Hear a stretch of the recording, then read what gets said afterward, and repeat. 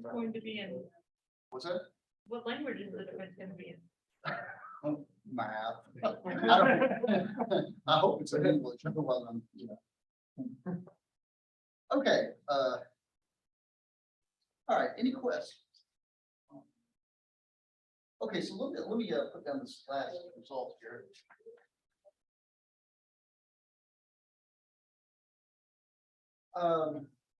R is Noetherian and I is an ideal of grade 1.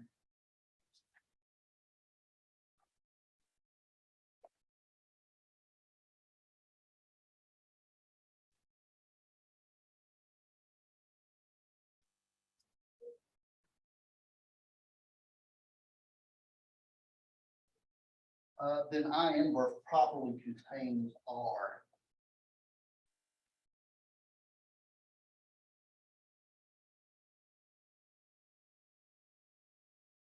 We looked at an example of this last time. Proof. There exists X such that X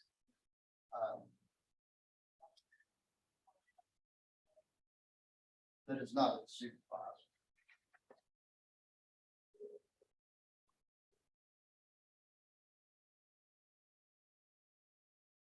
Such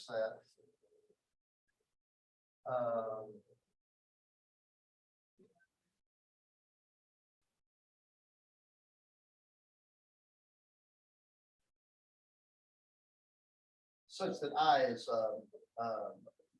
such that I is contained. That's what it means to be grade 1, of course.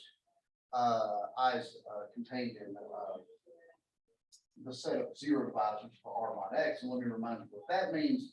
This is the set of elements that kill some non-zero coset, right? And so in particular, there is a Y, it's not the ideal generated by X, such that IY is contained in X. Right? Because that's just an interpretation of what it means for I to annihilate a non-zero element. If you look at the coset Y plus the ideal generated by X, Y plus X is coset here. Since I is contained in here, IY must be contained in X, which is equivalent to saying that I annihilates Y. Hence, it is the case that Y over X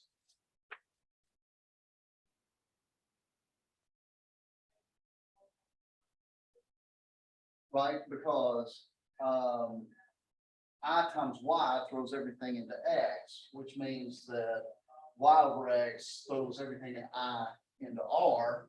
And so in particular, Y over X is an I inverse. But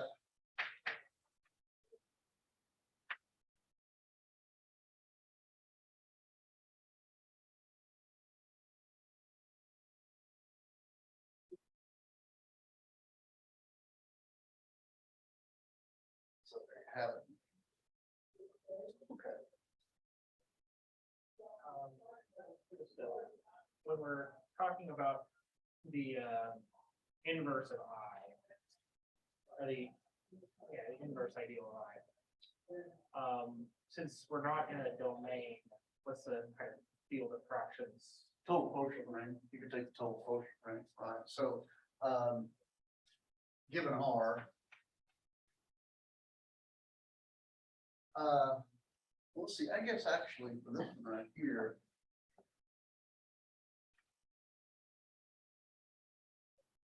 let me see, let me think about this. Generalize this. I think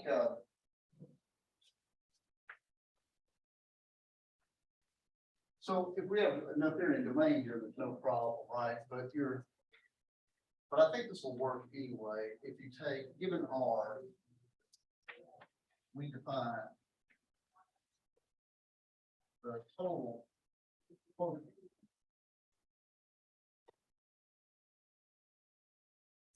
or the total ring of fractions, somehow this is called to be R localized S, where S equals set of X and R such that X is not a zero.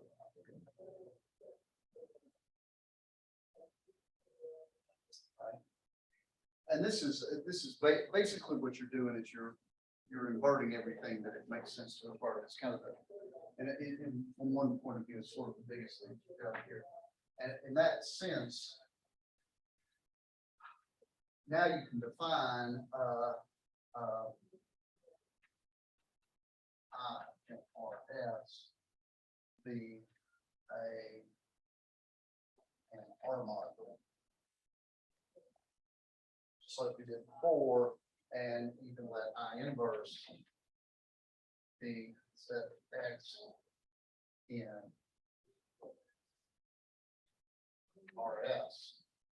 So it's an XI. It should do that actually. Yeah, I think we're good to go. Because I don't see instructions to this. We did say that X is not a zero divisor, so let's care of that. Theorem.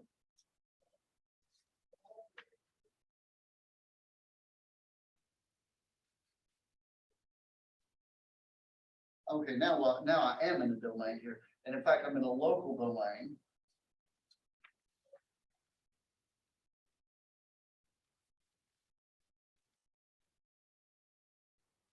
With maximal ideal M.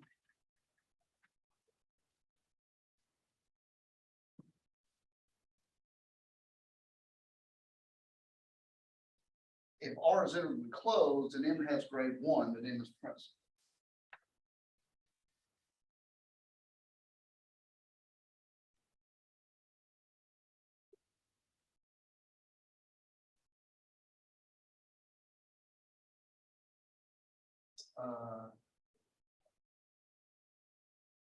And M has grade 1.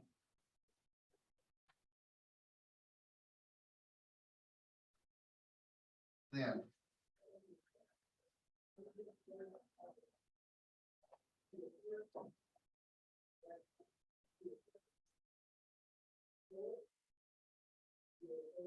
okay, this is kind of, I like that. This is kind of fun. Well, and we're going to use this action later.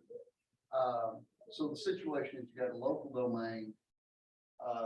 So every ideal is positive. Generated maximal ideal M. If R is intervally closed, that's going to be important.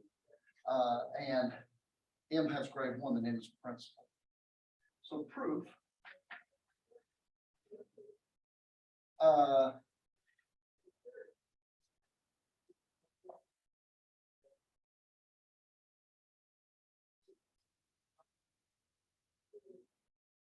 By the previous result, M inverse, whatever it happens to be, properly contains R. So if you look,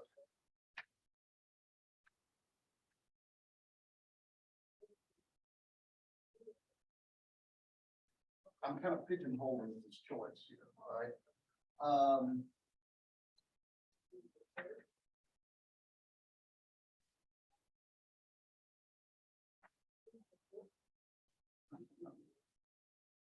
Or my, you might be all the choices, huh?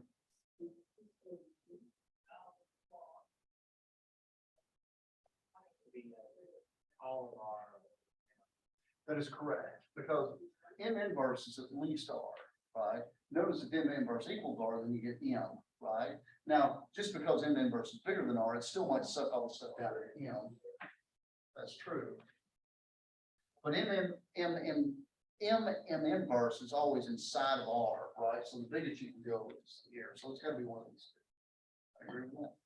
So there's two things going on. Number one,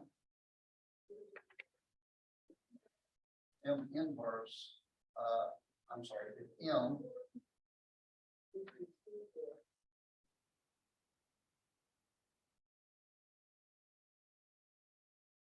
then what does that mean about M?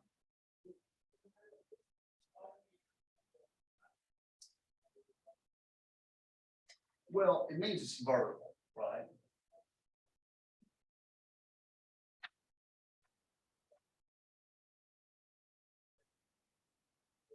And hence, principal.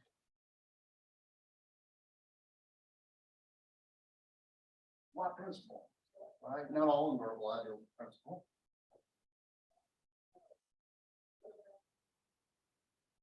What's the hypothesis we need to sort of finish the game here? I know that M. No, it's local. Because any ideal that is vertical is locally principled, right? And we're already local, so.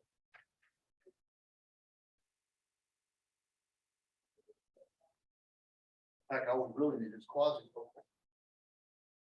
Or, I'm sorry, semi-local.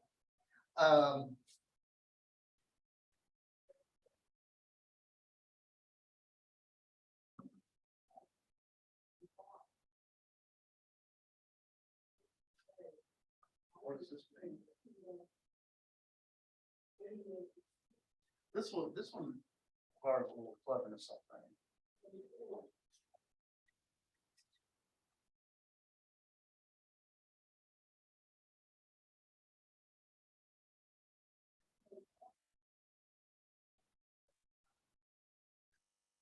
Notice that satisfies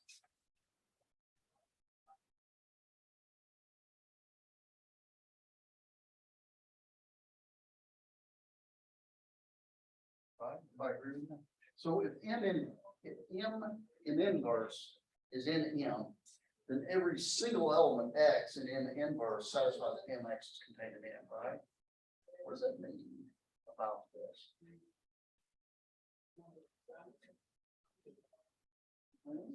Since we're in a theory, then it should be. Okay. So let's throw this in. M is finitely generated as R is Ethereum.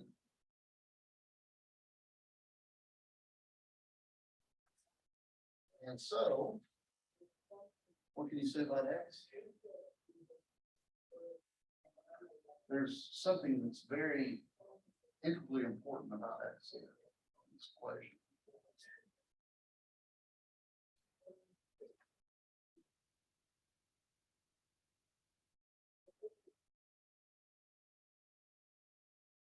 Right, because remember, that's one of our equivalent conditions. You find a finitely generated module A such that XA is contained in A.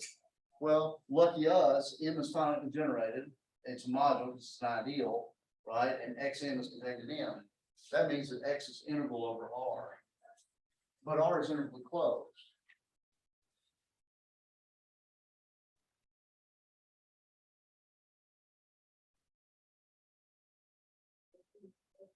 And here's where grade comes in. This means that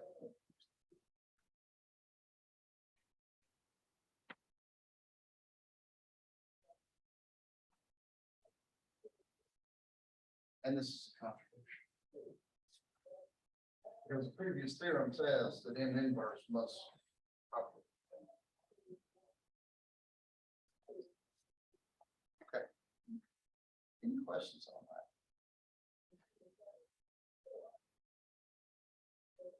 Okay.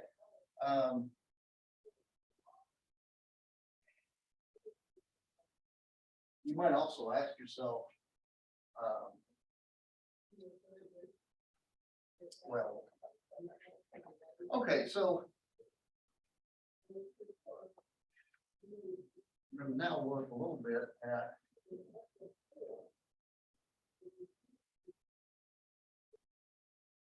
quasi-local.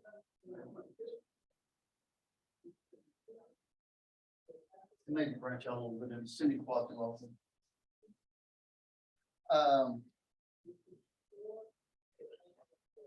There.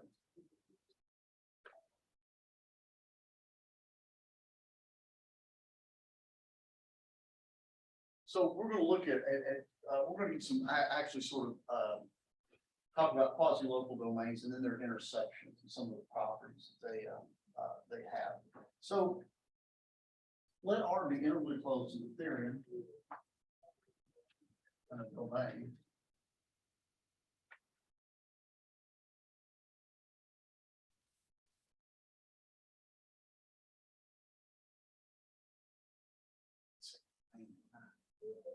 Yes, integrally closed to the theorem domain.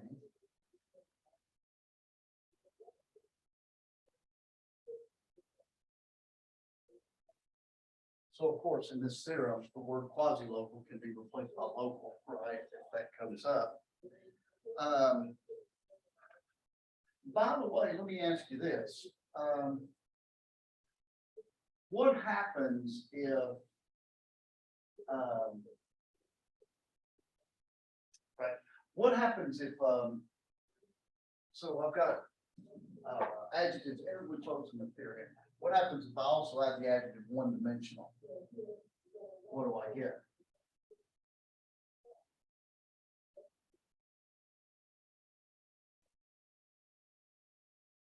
Any domain that is integrally closed, Noetherian, and one dimensional is Dedekind, right?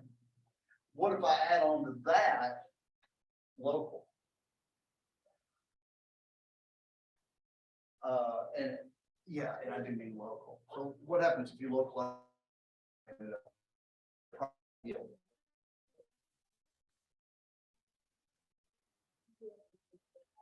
Well, you either get the quotient field, or if you don't turn it into the whole quotient field, you get a Noetherian valuation domain, right? So let's see what happens here. Suppose I haven't thrown in the one dimensional yet, but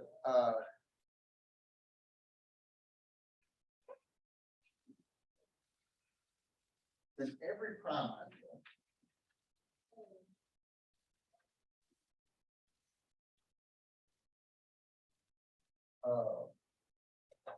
grade one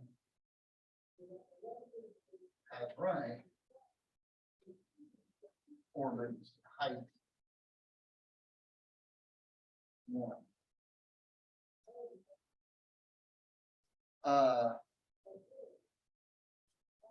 And if P is such a prime,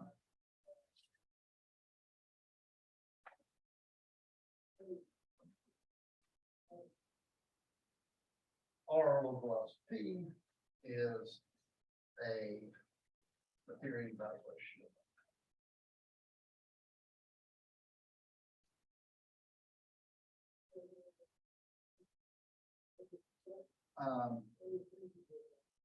That is, it is a local principal ideal domain. So let's go through this.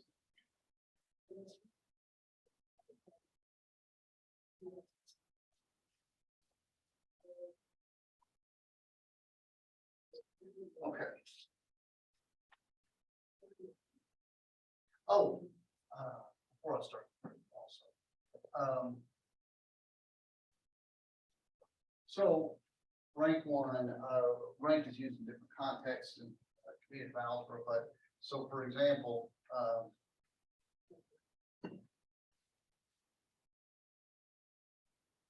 a prime, so yes, we are in a domain, right? So in a domain, zero is always a prime ideal, and it's of height zero. When I say a prime of height one, what I mean is a non-zero prime ideal. It has to be proper prime ideal. A non-zero prime ideal that is minimal among the non-zero prime ideals, right? So in other words, this thing right here, this will be a height one prime if you can't squeeze another prime in between P and zero. If there's not another non-zero prime properly contained in it.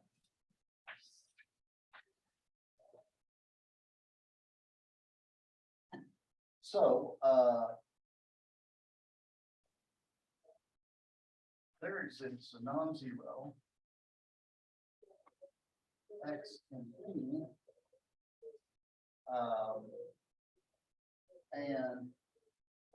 and P is, as in the theorem, this is one of the primes, grade one, and P is in zero divisors of our line X. Now, expand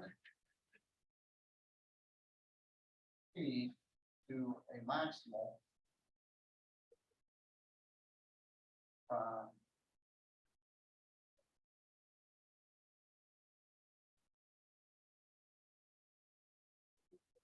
so that's like a maximal prime that's contained in the set of zero divisors. Right. So remember, the zero divisor bar of X is a union of prime ideals. If P is as big as possible in the set, then we leave it. Otherwise, we expand it to a prime Q that is maximal with respect to being in the set. And what's special about Q? Well, as Q is maximal in the set, it's the annihilator of a non-zero element of Rx.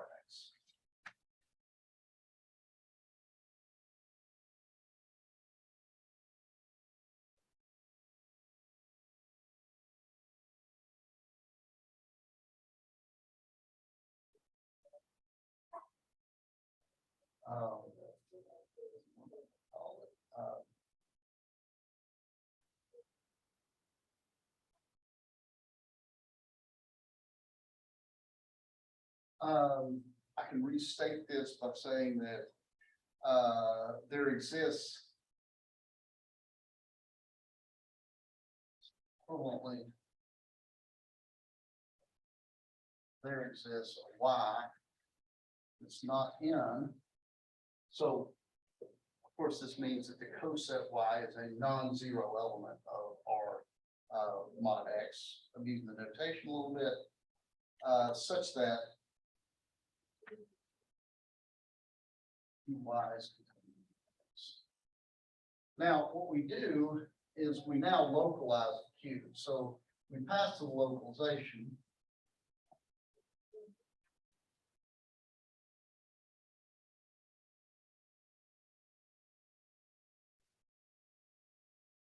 And let me point out that when you localize, well, every adjective over here is preserved under localization. If you're intervally closed, then the localization of prime is, if you're Noetherian, so the prime is. Or still, the localization is. Still Noetherian. And still intervally closed.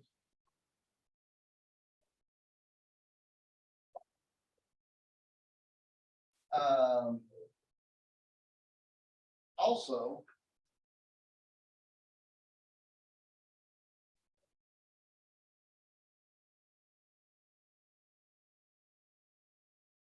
Q localized to Q, so the maximum ideal or localized to Q is still a grade 1, using the same X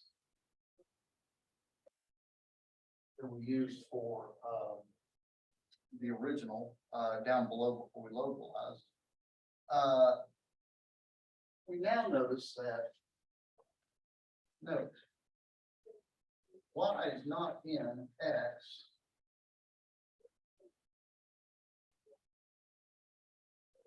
Even after we localize. So Y was not in.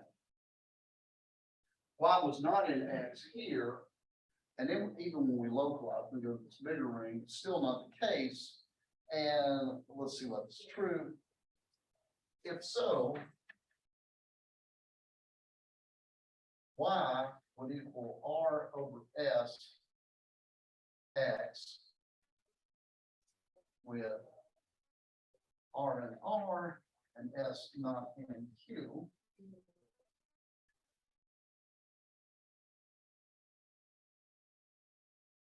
But then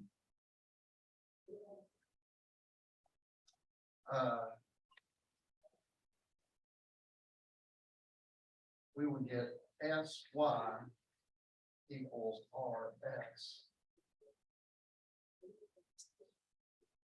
Right?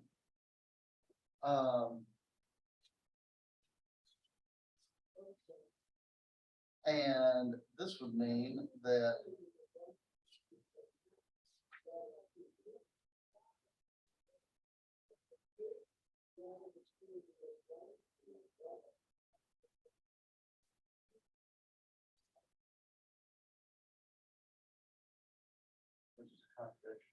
think about why that's true, but remember that both of these rings are local, as a matter of fact.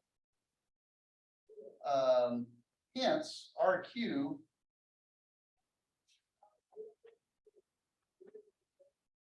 is a Noetherian evaluation domain.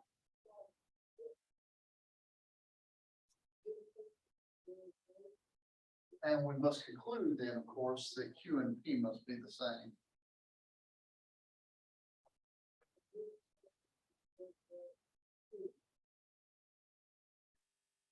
So think about why that's true and how that ties together. Okay. Let me record the following theorem. And you should, we'll leave this one as an exercise too.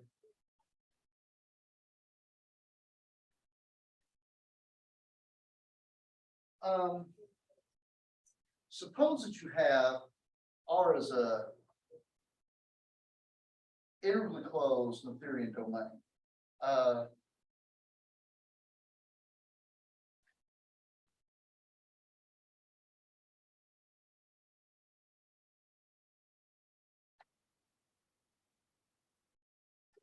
Suppose R is an integrally closed Noetherian domain.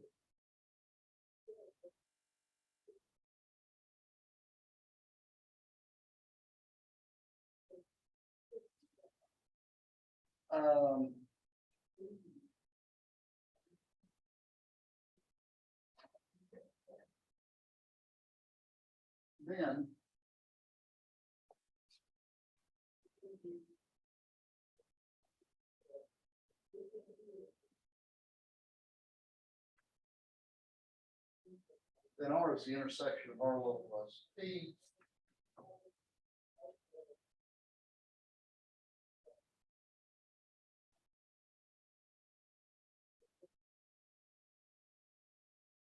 So R is actually the intersection of all the intersection of R level plus P, where P ranges over all prime ideals of rank 1.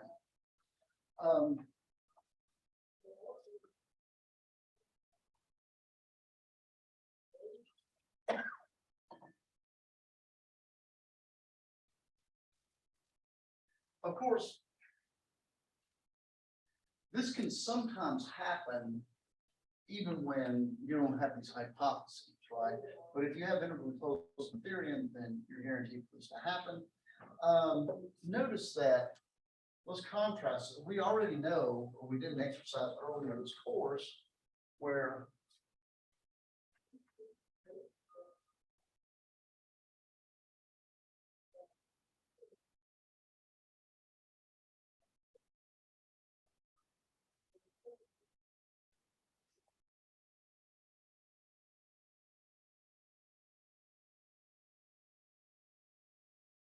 this always holds R as a domain, that it is the intersection of R localized to M as you go from multiple ideals.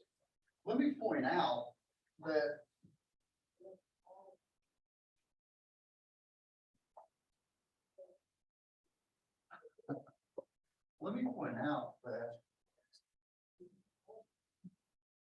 this is usually bigger, right? Because what happens is, if you have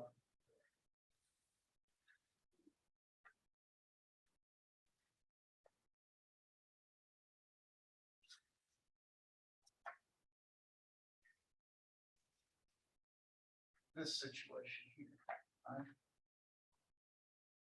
Notice that this is actually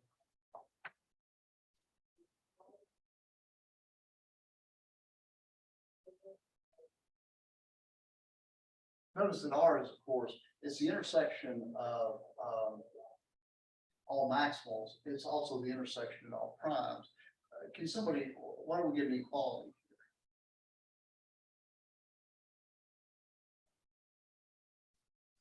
Well, let me point out what happens if you look at this situation here. What happens if you have a little prime, say P, it's contained in maximal ideal here.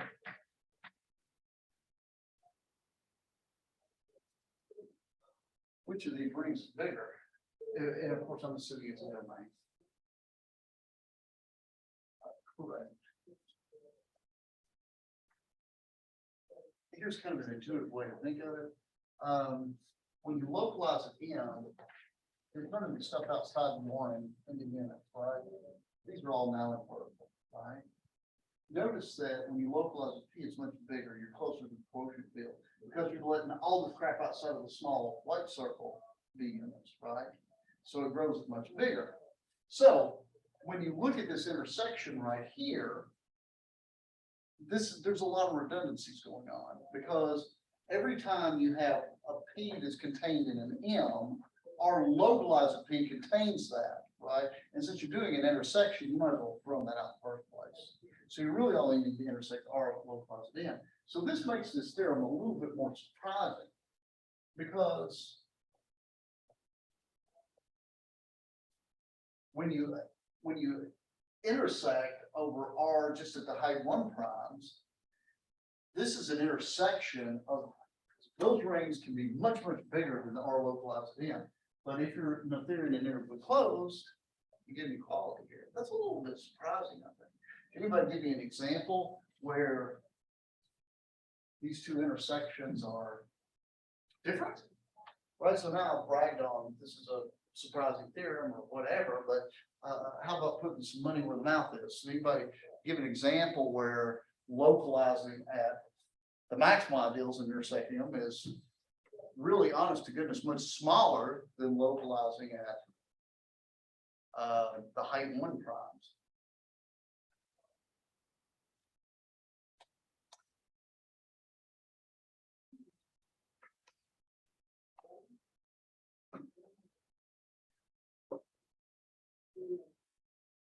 And I'm going to give you an example. I'll give you an example of this that actually shows one of the kind of surprising things about the theory in this, I think.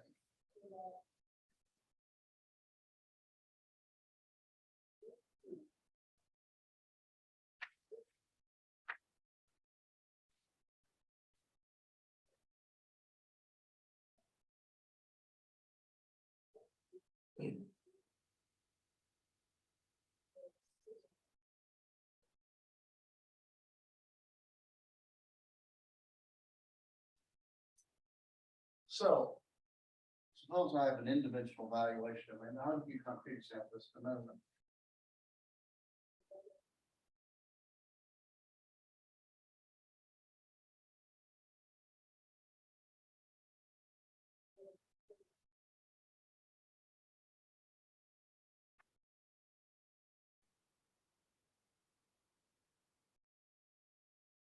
Now, I love valuation functions, right? Because you can linearly order not just all the prime ideals, but all the ideals.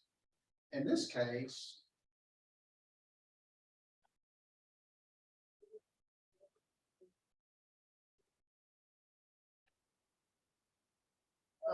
there's only one maximal ideal. So this is V localized at M, but it's already local, which is V. Right? On the other hand,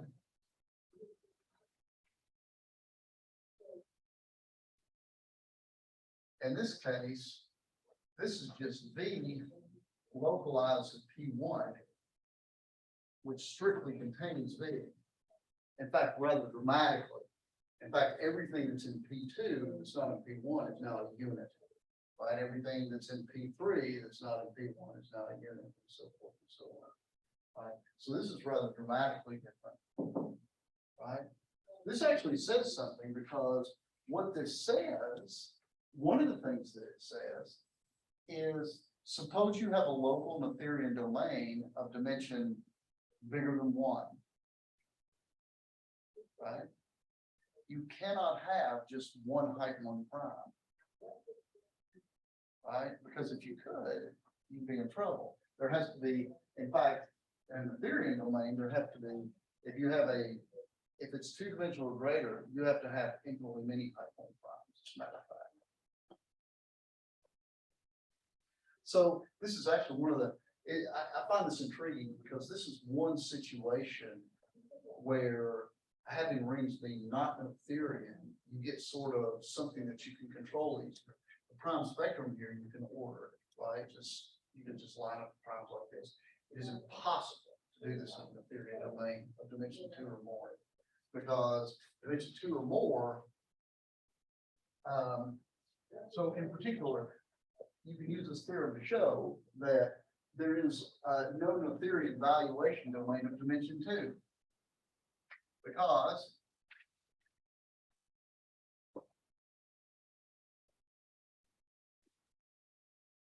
the intersection, again, the intersections are just singletons, right? Because there's only one prime in each height, right?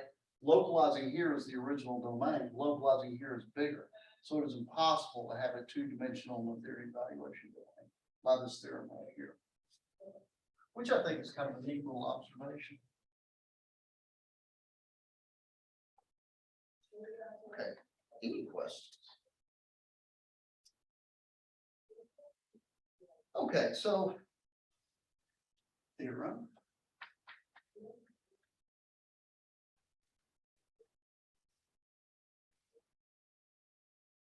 Let R be a domain.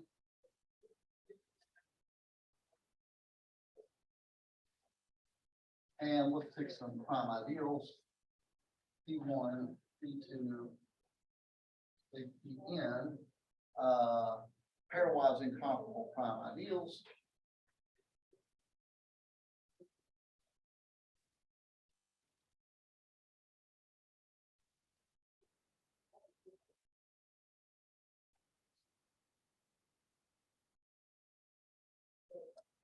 Assume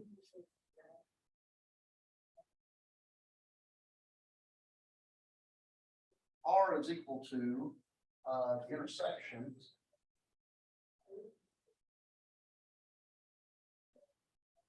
of these local domains.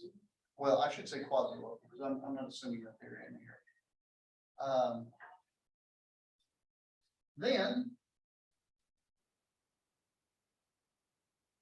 so what have I done? I've taken a domain R and I've picked out n prime ideals that are not comparable. And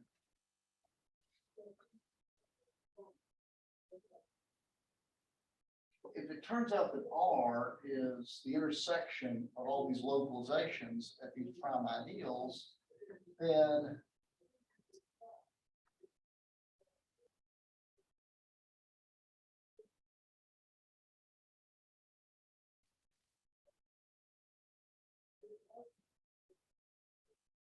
and I think this is what you would hope it to be. So the maximal ideals are precisely these, right?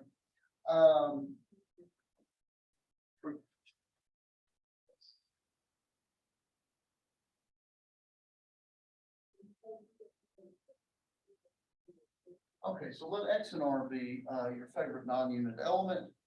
Our claim is that X is in the union of these PIs.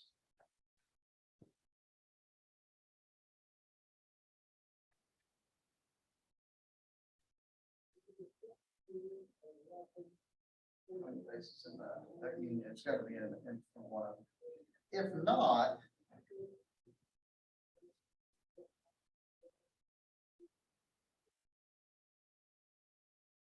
if this is not the case, if X is not in any of these prime ideals, then X inverse is in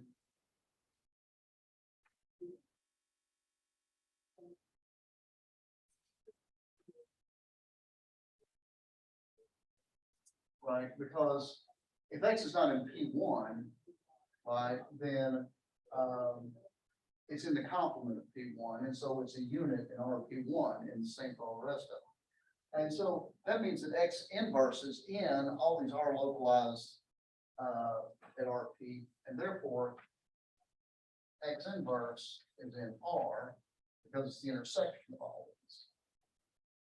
That's kind of it. So what this says is the union of prime ideals has to be precisely the non-units of R. So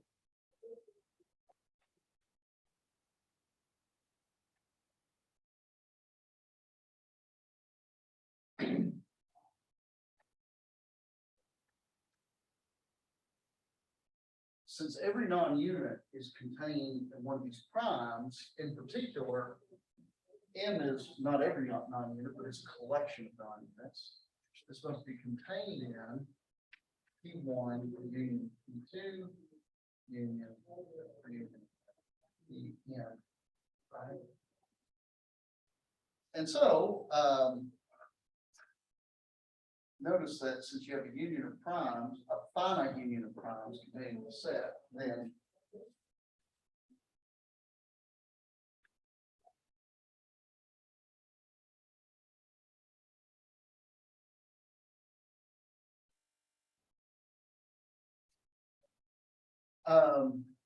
so what that shows, of course, is that the max spec is contained in this collection of ideals. The other direction, see if you can do it, is not difficult. That is to say, show that each of those ideals PI must actually be maximal in R. Okay, any questions on it?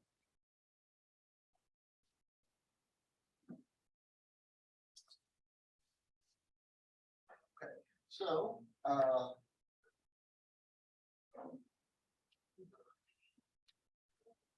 theorem.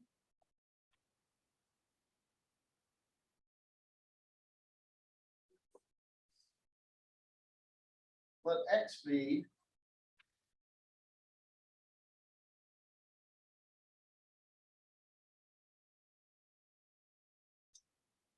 where X is a quasi-local ring, or I'm sorry, for R is quasi-local.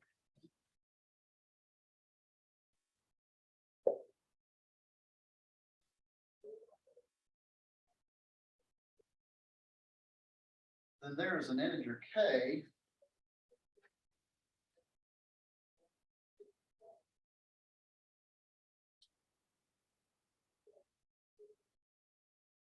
such that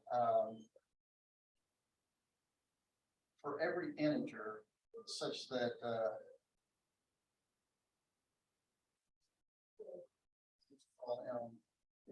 such that GCD A1 is 1.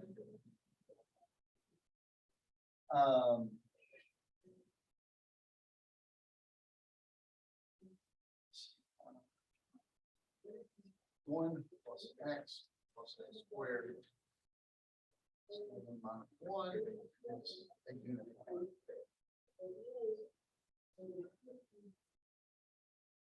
Okay, so what this result says is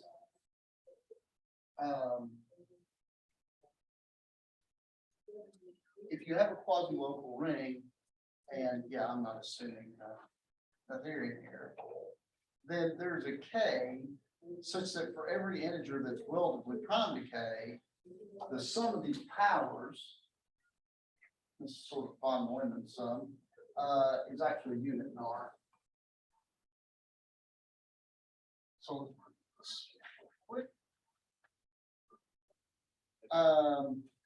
so let M be the maximal ideal.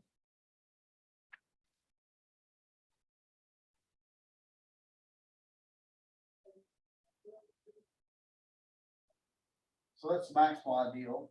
I'm gonna let L equal R mod M. This is sometimes called the residue field of R. Notice that, of course, M is maximal ideal, so this quotient here is in fact a field. If we let X be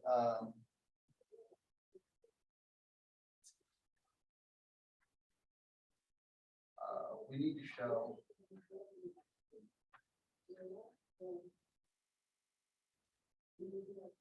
that X, which is X is a unit,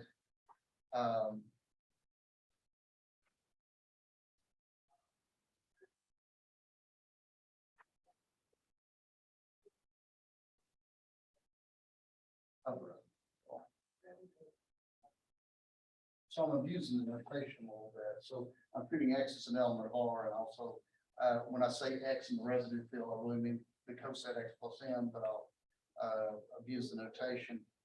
We only need to show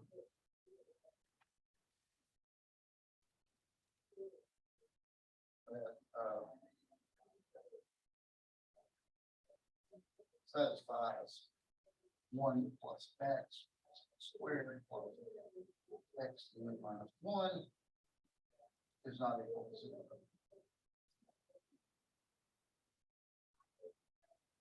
Because of course, what that means is it's an element of R that this particular funny sum is not in the maximal ideal. And since it's a quasi-local ring, if you're outside the maximal ideal, you're a unit. Right? If x equals 1, and take k equals 1.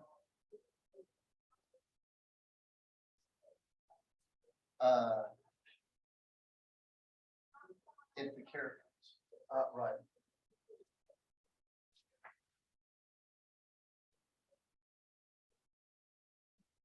If the characteristic is 0, and if the characteristic is p,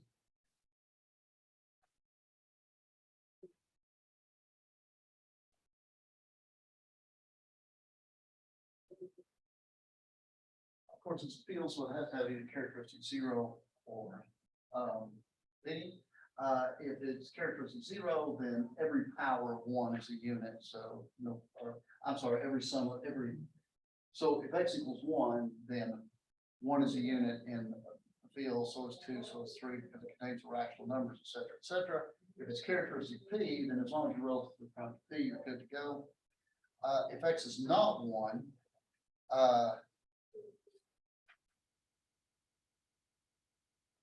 then there's two cases here. First is if x is not a root of unity.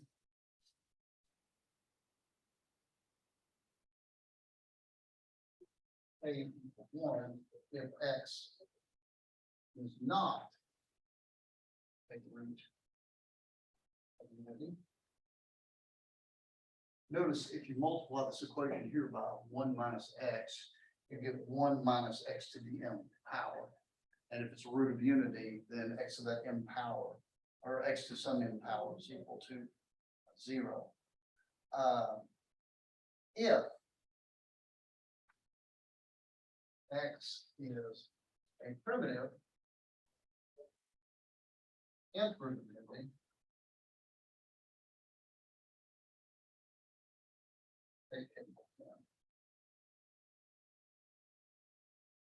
so I suggest that you kind of sit down and verify that those statements actually work. It's not too difficult to do so. Let me also encourage you all to be there for the math end and for the math club this week. It should be fun. And also I encourage you to do the evaluations for this class. What I'm going to do is I'm going to, we'll see on, so we'll meet Friday during files week, to have kind of the last lecture. And so I guess what I'll do is, I guess we've got what, 2.5 hours for the session. So it's 2.5 hours, like 180 or like, I guess 150 minutes.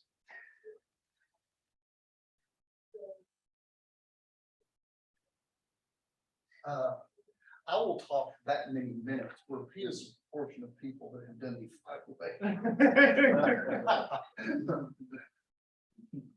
So actually, maybe constant plus that, because I should probably show up and say at least one thing, right? So anyway, so I encourage you all to do evaluations.